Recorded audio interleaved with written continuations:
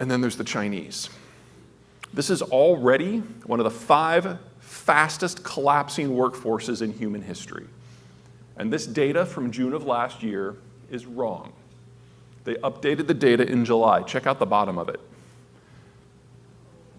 They are now reporting officially a larger drop in the birth rate in the last 5 years in China than what happened to the Jews of Europe during the Holocaust.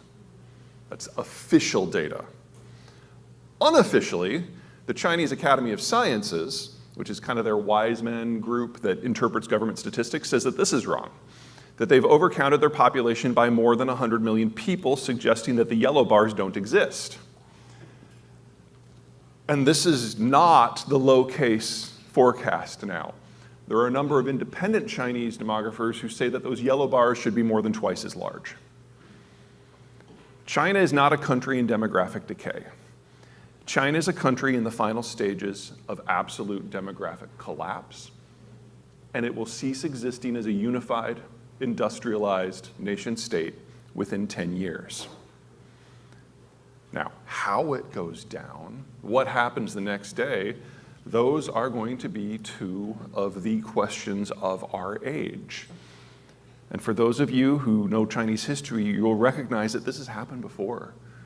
This will be the 28th Chinese civilizational collapse.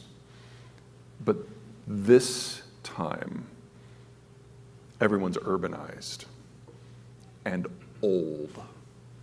And if you start throwing 60-somethings into land that is now rice paddy, because the good agricultural land is long gone, we're talking about a population collapse north of 70% over the next 20 to 30 years. And whoever's left won't have skills or physical capability. We're now in a situation where we can seriously talk about the end of the Han ethnicity this century. Okay. Let's talk about us. I am thrilled that I can say this. Baby boomers don't matter anymore. Oh, thank God. We've been stressed about everything about the baby boomers since they burst upon the scene in the early 60s. And now, half of them have finally entered retirement, and we can start talking about what's next. The snake is finally swallowing that watermelon. Bliss.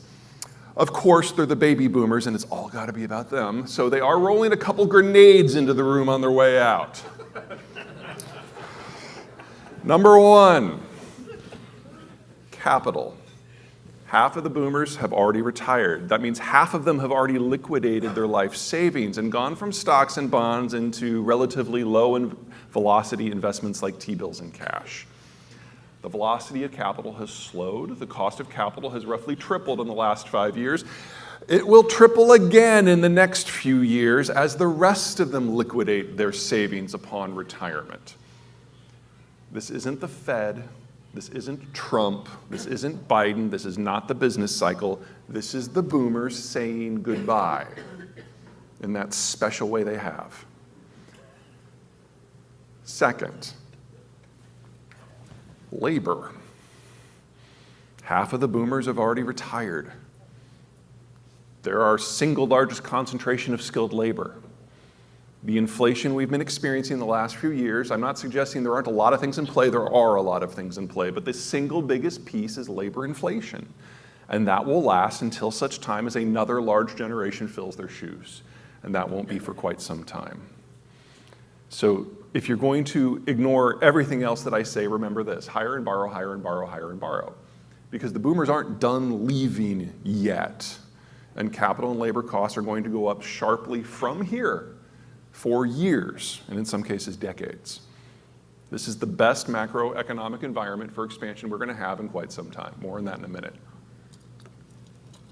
Next generation down, Gen X, this is me. I'm part of what was until very recently the smallest generation in American history. And if there's a single defining trait for my generation, it's just that we absolutely loathe the boomers. We have a lot of reasons for that. All of them are backed by statistics. But let's focus on the one that's most appropriate for this conversation, and that's family. When the boomers were released upon the world in the 60s, there were so many of them that they competed with one another for labor, or for remuneration, and so they pushed down the cost of labor. And it got so bad that they did two things that no generation before had done. Number one, they became mobile. This reputation that Americans have for jumping around, that's mostly the boomers looking for better job opportunities, where there are fewer other boomers to compete with. And second, the women's lib movement. The pressure on the household was so much that women came into the workforce in order to get jobs to increase family take-home pay, which only pushed down the cost of labor more, which is why the boomers have the highest divorce rate in our history. When you have that sort of fiscal pressure every single day, of course it's going to be hard on the family. Now, my generation looks at this and like, oh no, no, we are not going to make that mistake. For us, our families and our time are at least as important as our money. We are far more likely to be single income households. Now, our relationships are more durable because of that, but wow, have we paid a price. Because we have been a small number, like 11 of us, while there's been 75 million boomers, and we've been the low men and the women on the totem pole our entire professional careers, and we have been swimming in that supersaturated labor market, and so we have seen the lowest increases in take-home pay of any American worker generation ever, until about 4 or 5 years ago. And a lot of this has been lost in the COVID mess for the data, but it's pretty clear. Because 4 or 5 years ago, the boomer retirement really started picking up speed.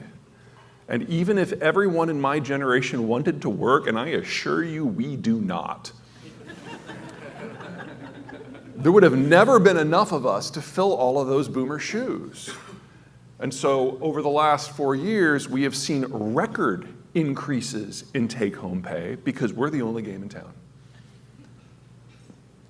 Gen X, our time has finally arrived. Now, the rest of you know this is labor inflation, but you can suck it. All right, Zoomers. The central fact to remember about the Zoomer generation is that they are not millennials.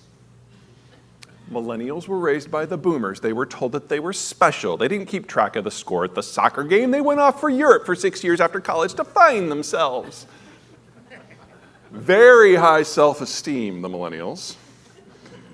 Very good managers. Very good with people. Great collaborative, cooperative team workers. Those are not the Zoomers. The Zoomers were raised by Gen X. And they were raised with certain bedtime stories that are not the little engine that could. It's more like, yeah, there's this fairy tale about Medicare and Medicaid. Yeah, it's not going to be there for you. We're going to keep track of the score at the soccer game. We're going to write down a little book. We're going to read it to you every night. You want to survive? You just want to exist? You've got to be better. Not better than the millennials, that's easy. Better than everyone. You are on your own, you can rely on no one. And when you're 17 and a half, get the hell out of my house. They're hardworking, almost pathologically so. They're loyal. You give them a chance, you give them a job, they will follow you into hell. Virtually. They never want to actually meet you in person. They're the most antisocial generation we've ever had. They've got the highest suicide rate we've ever seen. Their dream job is to work at home in a closet that locks from the inside, coding. And if you need workers for that, they're brilliant. But they don't want to do anything where they have to meet a person face to face or see the sky. And that has some implications for the labor market. They're also the smallest generation we've ever had, which means that our current labor drought isn't going to be fixed by them. It's going to be fixed by the millennials. I talked about some of the positive traits of Gen Y. It's only fair to talk about some of the negative. Don't you agree? Okay.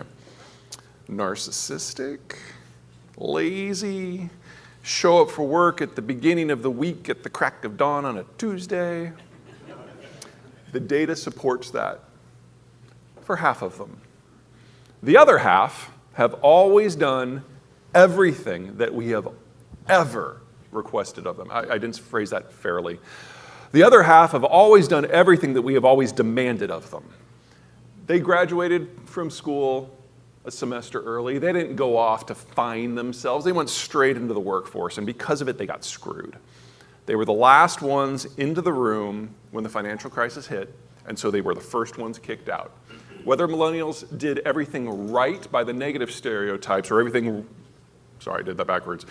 wrong by the negative stereotypes or everything right by the positive ones, they missed out on 3 to 5 years of formative work experience in their 20s. They will never get that back. They are the least skilled worker demographic for their age block we have ever had, and they will be behind until the day they retire. And yet, all our hopes go with them because they are many. A large generation, the boomers, makes a large generation, the millennials, will make a large generation, whatever comes next. And that's how this gets fixed. 2 things going on. 3 things. Number 1, the millennials, this year, the oldest ones turn 45. They are no longer the new kids on the block. Which means, 1, we are at the dawn of the greatest age of drama-filled reality television in human history.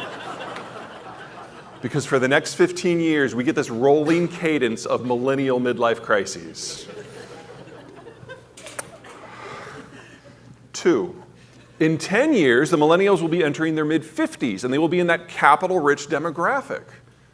And the capital crunch we're in the beginning years of right now will finally start to lessen. 3, in about 20 years, the millennials' kids will have grown up, gotten trained, and entered the workforce in numbers sufficient to alleviate the labor crunch. All we have to do is wait. 2035 for the capital situation to improve, 2045 for the labor situation to improve. That's it. That's all we got to do. And while I still don't like the boomers, I have to credit them for one thing. They did one thing that their equivalent in the rest of the world did not do. They had kids. The millennial generation is an almost purely American phenomenon. That generational bulge does not exist in Italy or Germany or Spain or Poland or Russia or China or Japan or Korea or Thailand. It's just here. So we know there's a light at the end of the tunnel. With everyone else, there's a pit at the end of the tunnel. And the situation they have for labor and capital today is the best it will ever be. You guys have something on the other side.